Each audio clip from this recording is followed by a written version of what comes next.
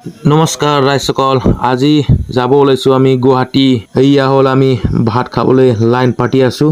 গুৱাহাটী কিয় যাম, কি কৰিম, সম্পূৰ্ণ ভিডিঅ' চালে গম পাবা। তো ভিডিঅ' চাই যা। তো এয়া আমি ভাত চাত খাই ওলালোৱে। এয়া আহি গ'ল, আমি বাছত উঠি ফ্লেগ অফ কৰিলে DC বাইদেউ আৰু আমাৰ হাওৰাঘাট MLA দৰসিং ডাঙৰীয়াই। এয়া হ'ল আমি গাড়ীৰ ভিতৰত আছোঁ। মই লাষ্টতে বহিছোঁ, অকলে শুই গৈ আছোঁ। এয়া হ'ল আমি দমুখা থানাত অলপ ৰখি ৰেষ্ট লৈ আছোঁ। তাৰ পাছত ওলামগৈ। এয়া আমি ওলালোৱে, 1:30 বাজি গ'ল। আমি মাজত আছোঁ, আমাৰ আগে পুলিচ স্কোৱাড আছে আৰু পিছতো পুলিচ স্কোৱাড আছে। পুৰা টাইট সিকিউৰিটি, আগতো পুলিচ গাড়ী, পিছতো পুলিচ গাড়ী, মাজত এম্বুলেন্স 108 গাড়ী দি আমাক বঢ়িয়াকৈ গুৱাহাটীলৈ লৈ গৈ আছে আমাৰ DC বাইদেউ আৰু MLA ছাৰকেইটা। তো আমি আহি পালোৱে সোণাপুৰ। এইয়া চাওক পেট্ৰল পাম্প। গুৱাহাটীত এনেকা কুঁৱলী দি আছে নহয়, বা ৰাতিপুৱা আমাৰ দেখি এতিয়াও বৰ্তমানলৈকে দিয়া নাই। এই চাওক এনেকা কুঁৱলী দি আছে, এই বগা এনেকা দেখি পাই ৰাস্তাই পুৰা আছে।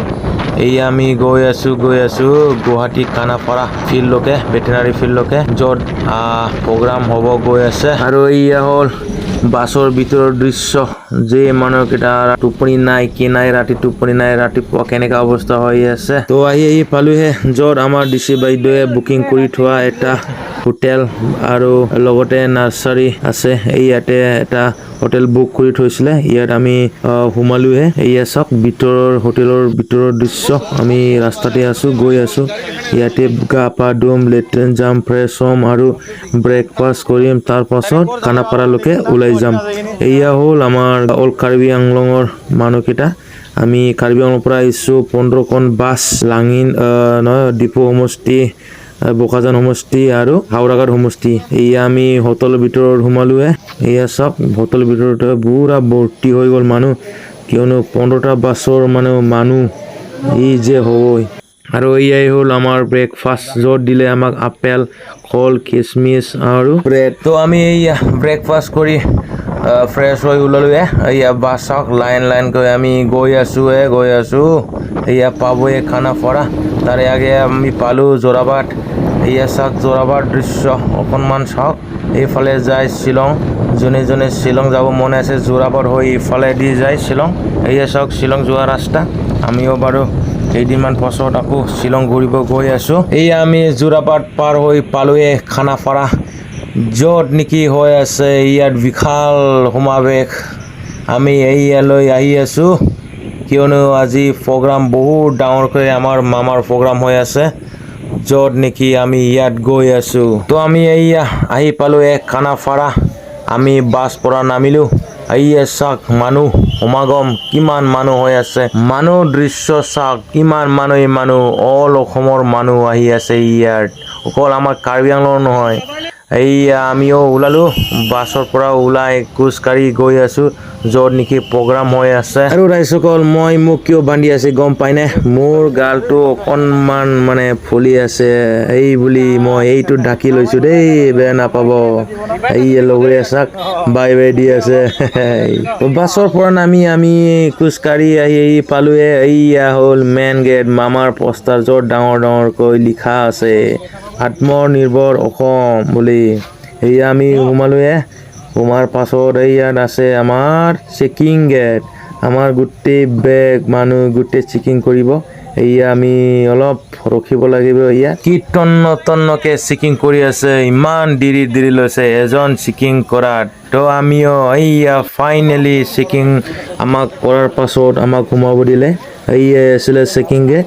আমাৰ লগৰীয়া কেইটাও এজন দুজনকৈ আহি আছে।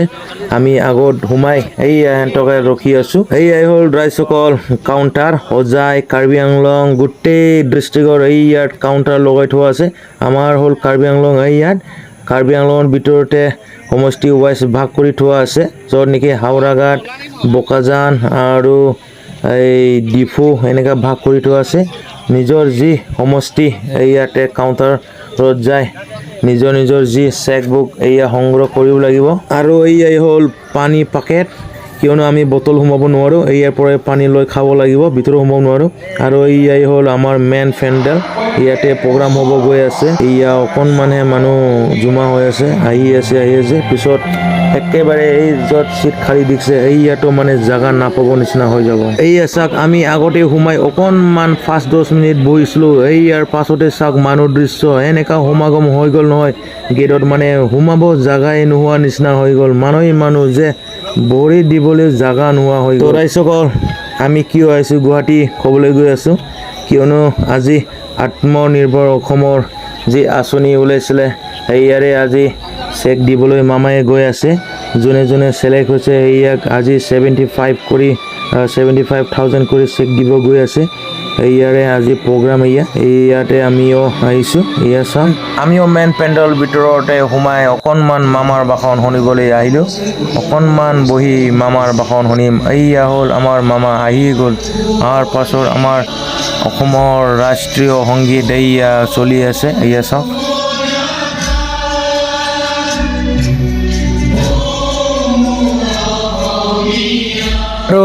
আৰু ৰাইজসকল, আপোনালোকে বুজিলে আমি কিয় আহিছোঁ এইয়া প্ৰগ্ৰামলৈ। আৰু এতিয়া বৰ্তমান মামা ভাষণ দিব, এয়াই শুনি থাকক যি প্ৰগ্ৰামত কি চলি আছে। মই অকণমান আপোনালোকক দেখাব লৈ আছোঁ। এয়া মোৰ ভিডিঅ' যোগে আপোনালোকে চাই যাওক মামাৰ ভাষণক।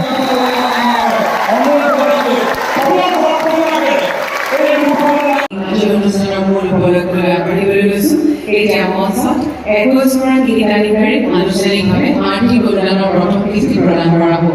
মই অসমৰ মাননীয় মুখ্যমন্ত্ৰী ডক্টৰ হিমন্ত বিশ্ব শৰ্মাদেৱক এই সৌভাগ্য সম্পন্ন কৰিবলৈ অনুৰোধ জনাইছোঁ। প্ৰথমে নগাঁও জিলাৰ সৰুস্বৰূপী পাকৈতে আগবাঢ়ি আহিবলৈ অনুৰোধ জনাইছোঁ।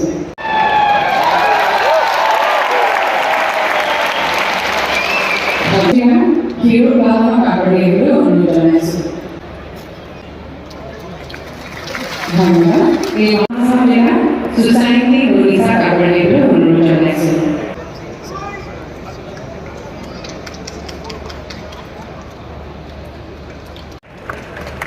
ধন্যবাদ।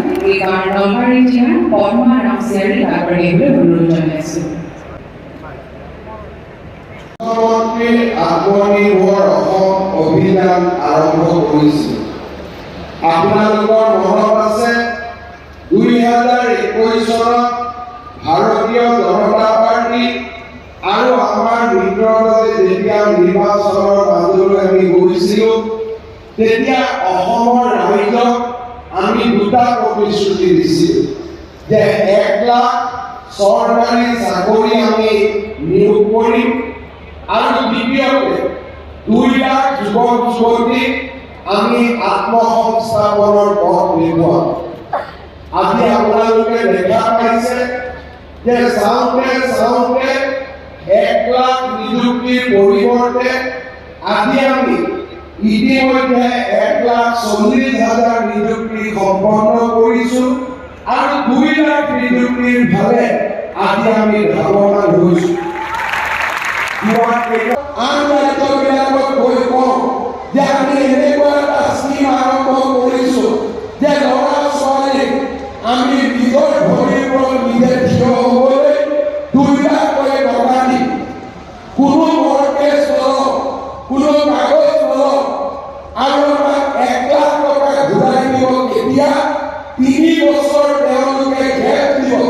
আজি যদি মোৰ 2 লাখ টকা সম্পূৰ্ণ হয়, মই 3 বছৰ এই 1 লাখ টকাটো ঘূৰাই দিব নালাগে, মৰ্টগেজ দিব নালাগে, বোলে নালাগে, বোলে টকাখিনি যদি ঘূৰাই নিদিয়ে, মই কৈছিলোঁ যে অসমৰ যুৱক-যুৱতীৰ ওপৰত মোৰ বিশ্বাস আছে, তেওঁলোকক আমি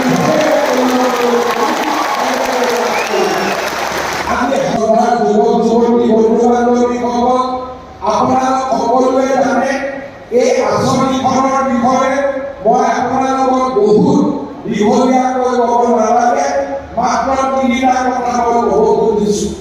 এই আঁচনিখনৰ প্ৰথম ধন ৭৫,০০০ টকা আজি আমি আপোনালোকক একোখনকৈ বেংক ড্ৰাফ্ট প্ৰদান কৰিম। আপোনালোকে এই বেংক ড্ৰাফ্টখন লৈ গৈ নিজৰ বেংক একাউণ্ট আপোনালোকৰ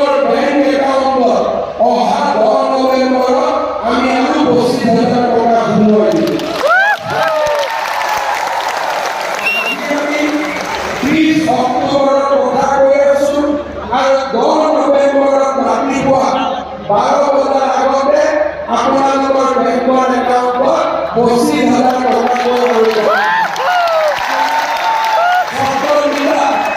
তিনিদিনীয়া প্ৰশিক্ষণটো সকলোৱে কৰিব লাগিব আৰু আপোনালোকক আজি সময়ৰ অসুবিধাৰ বাবে আমি কোনো আণ্ডাৰটেকিং এখন সৰু ছবি বনাব খুজিছোঁ, কিন্তু আপোনালোকক আমাৰ জিলাৰ পৰা একোখনকৈ চুক্তিপত্ৰ দিয়া হ'ব। তাত একো লিখা নাই যে 1 লাখ টকা ঘূৰাই দিব নালাগে আৰু 1 লাখ টকা 3 বছৰ গেপ দি 5 বছৰত ঘূৰাই দিব লাগে। এই কথাখিনিয়ে লিখা এখন কাগজ পাব। এই দুইটা কাম আপোনালোকে 10 নৱেম্বৰৰ ভিতৰত সম্পূৰ্ণ কৰিব আৰু একজেক্টলি 10 তাৰিখে আপোনালোকৰ বেংক একাউণ্টত অতিৰিক্ত 25,000 টকা আমি জমা দিম। আজি 25,000 ল'ৰা-ছোৱালীক আমি মাতিছোঁ, আন বহুত ল'ৰা-ছোৱালীয়ে অপেক্ষা কৰিছে যে আৰু বাকী 72,000 ল'ৰা-ছোৱালীয়ে কেতিয়া এই আঁচনি পাব। এই অহা মাহৰ 5 অক্টোবৰ তাৰিখে আমি আবেদনৰ পৰ্টেল মুকলি কৰি দিম, যাতে আৰু 72,000 হিতাধিকাৰীক আমি অতি সোনকালে এই ঘৰ আমি মুকলি কৰি দিব পাৰোঁ। অভিনন্দন জনাই মই মোৰ অনুৰোধ জনাইছোঁ।